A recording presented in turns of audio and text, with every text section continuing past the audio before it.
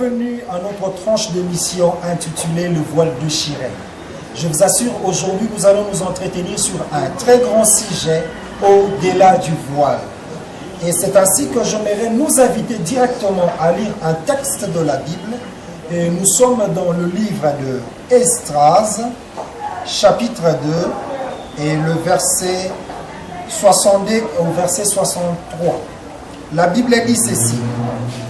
Ils cherchèrent leur titre généalogique, mais ils ne les trouvèrent point. On les exclut du sacerdoce.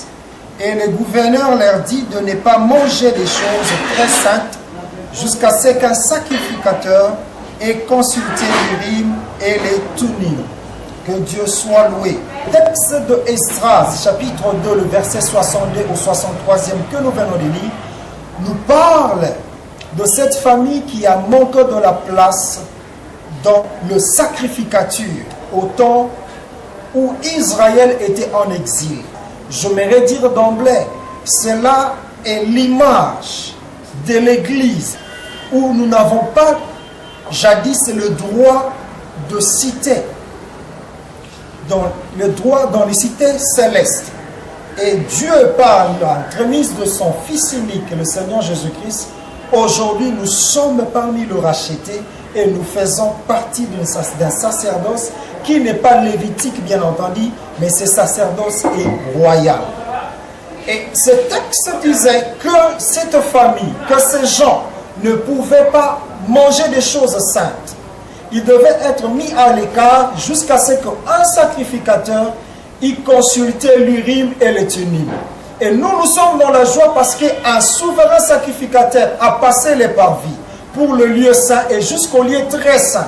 Et celui-là a ouvert les Thummim, il a lu pour nous.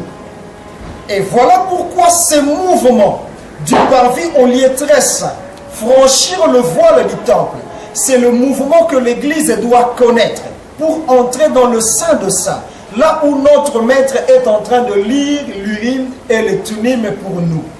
Et lui, il est entré comme la tête. Nous, en tant que corps, nous devons le suivre et demeurer là dans le Saint de Saints. C'est ainsi que l'Église aujourd'hui, la position qu'il nous faut, c'est cette position que je dis au-delà du voile. Le problème est que nous sommes en train de voir un spectacle extraordinaire. Il y a des tiraillements partout, tout simplement parce que l'Église, nous voulons demeurer dans le parvis. Alors que dans le parvis, il y a le bêlement de bœuf.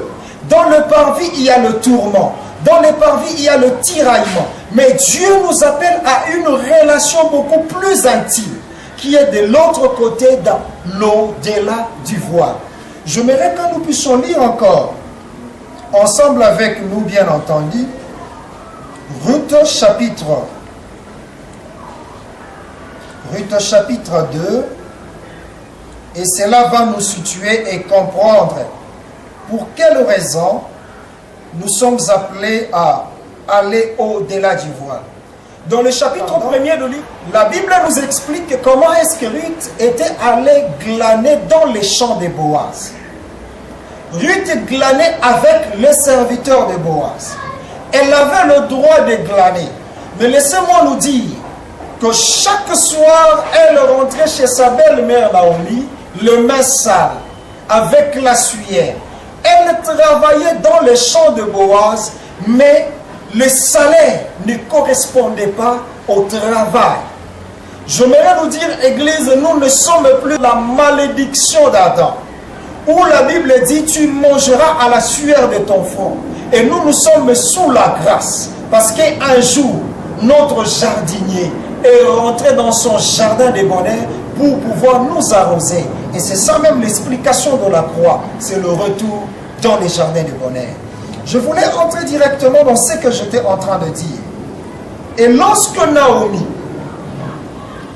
a instruit Ruth à pouvoir se parfumer, se rendre d'huile et aller là où était le pied de Boaz, les choses ont changé. Même au retour de Ruth vers sa belle-mère ne l'a plus reconnue. Elle a dit, c'est toi ma fille. Tout simplement parce que Ruth avait quitté une dimension pour une autre dimension. Serviteur de Dieu, toi qui nous suis, je sais que tu es dans les champs de Boaz. Laissez-moi te parler le véritable Boaz qui est le Seigneur Jésus-Christ. C'est le propriétaire du champ. Là, tu travailles, mais tu travailles avec tes intentions, tes propres moyens, tes pensées, et le travail est pénible. Mais laissez-moi te dire, il y a une autre relation au-delà de cela. C'est là où se trouve Boaz. Ruth travaillait dans les champs de Boaz, mais là, il n'avait pas une relation intime. Elle ne voyait pas directement Boaz, jusqu'à ce que sa belle-mère lui a donné le mot de passe. Oins-toi, lave-toi, oins-toi et parfume-toi. Il est temps, Église, que nous puissions nous sanctifier, nous parfumer, nous oindre d'une huile fraîche, afin d'aller au-delà du voile. C'est ça cette position ultime pour l'Église des temps de la fin. C'est ça cette position que le Seigneur attend de nous.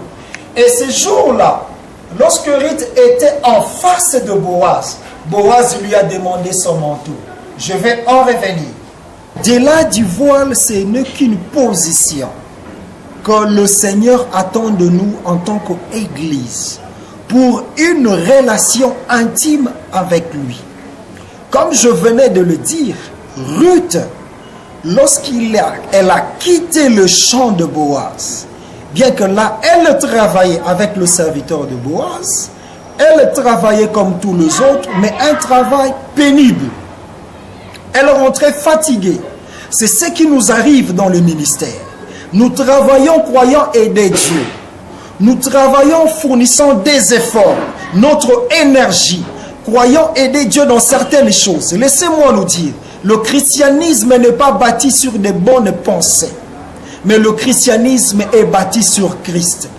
Il est temps, Église, que nous quittions le parvis pour le Saint de Saints. Et un jour, Naomi a donné le mot de passe à sa belle-fille Ruth. Et cette dernière a quitté le champ de Boaz pour aller vers Boaz lui-même. Beaucoup de gens travaillent pour Dieu sans avoir rencontré Dieu lui-même. Beaucoup de gens travaillent dans le ministère sans avoir une relation personnelle avec le Seigneur. Là, je vous l'ai dit, sans être mandaté. C'est ainsi que nous nous trouvons dans beaucoup de difficultés. Nous nous trouvons dans des réalités telles que il faut trouver des raccourcis pour être intronisé peut-être à la grandeur. Il faut trouver des raccourcis pour entrer dans notre gloire, s'il faut le dire comme ça, et là de gloire entre guillemets. Parce que la gloire ou la grandeur ne vient que de Dieu, et c'est Dieu qui nous intronise. Et cela est possible que lorsque nous l'avons. J'aimerais nous dire qu'il n'y a pas de relation intime avec Dieu sans passer par la sanctification et la sainteté elle-même, car Dieu est saint. C'est pourquoi Naomi pouvait dire à sa belle-fille, lave-toi et oins-toi, parfume-toi. L'onction est très importante et l'onction n'arrivera jamais sans la sanctification. L'onction n'arrivera jamais sans une vie de sainteté, une vie de crainte de Dieu. Car l'onction qui émane du Saint-Esprit est le résultat aussi de la vie de sanctification et de sainteté et la vie de la prière. C'est ainsi que Ruth devait se parfumer. Alors que l'Apocalypse nous dit quelque part que les parfums et la prière de saints qui atteignent Dieu. Et après ces mouvements, après cette réalisation de la part de Ruth, elle pouvait maintenant accéder dans la chambre de Boaz. Oh Église, il est temps de quitter les parvis. Il est temps de quitter des chamaillements, des discussions inutiles qui n'avancent pas l'œuvre de Dieu. C'est ce que Paul a dit à Timothée. Quitte des discussions inutiles qui n'avancent à rien l'œuvre à laquelle tu es appelé, qui n'avancent à rien l'œuvre de Dieu. Il est temps de quitter ces stades élémentaires pour entrer dans le Saint de Saints, là où règne la sainteté. D'ailleurs, dans le Saint de Saints, c'est-à-dire au-delà du voile, il règne le silence. Là, nous allons rien que pour contempler sa majesté. Là, il n'y a pas de discussion parce que le roi de rois règne lui-même. Et lorsque Ruth a compris cela, il a quitté le champ de Boaz. Il a quitté cette dimension de glaner. Et la Bible dit, lorsqu'elle glanait, elle ne prenait qu'une mesure d'orge. alors que cette mesure d'orge était insuffisante. Cette mesure d'orge ne pouvait pas subvenir à ses besoins. Cette mesure d'orge était juste pour cette journée. Cette mesure d'orge n'était pas incapable de devenir une provision divine pour elle. Et voilà pourquoi cette dernière, après cette démarche d'aller dans le Saint des Saints, au pied de Boaz, dans la chambre de Dieu lui-même, elle a expérimenté, elle a quitté une mesure pour 6 mesures. Alléluia.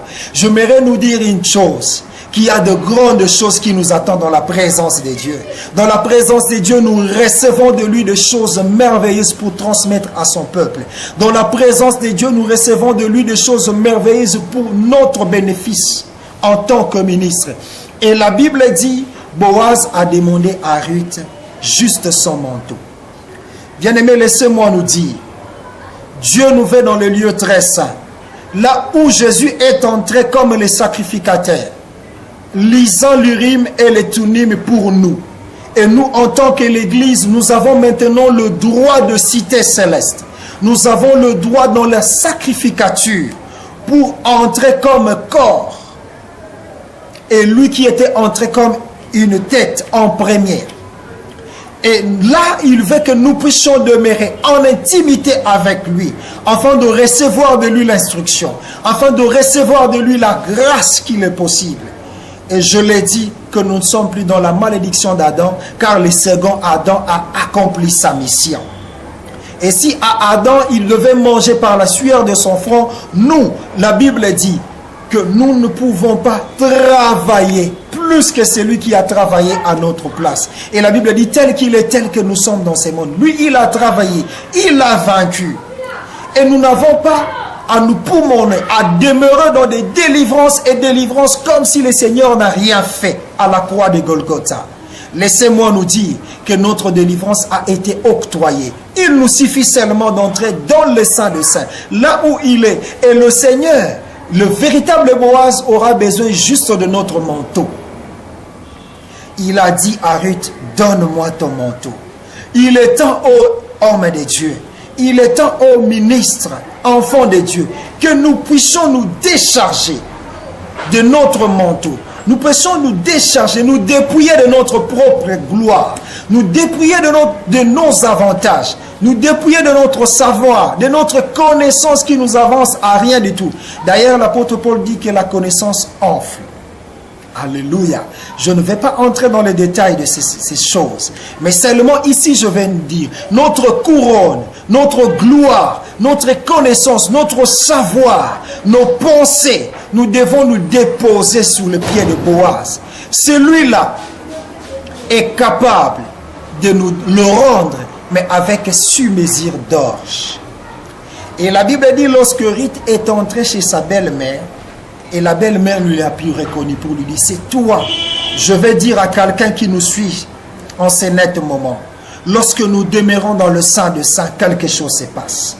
Lorsque nous sommes dans le pied de véritable Boaz qui est Christ, il y a la transformation. La prière peut nous soulager. La louange briser les chaînes, mais l'adoration nous transforme. Car dans le Saint des Saints, nous le contemplons, nous l'adorons. Et adorer, c'est lui donner quelque chose. Et là, il reçoit de nous notre manteau. Ce qui était de plus précieux pour Ruth, c'était son manteau. Et c'est ce que Boaz avait de besoin. C'est ça, c'est que le véritable Boaz a besoin aujourd'hui.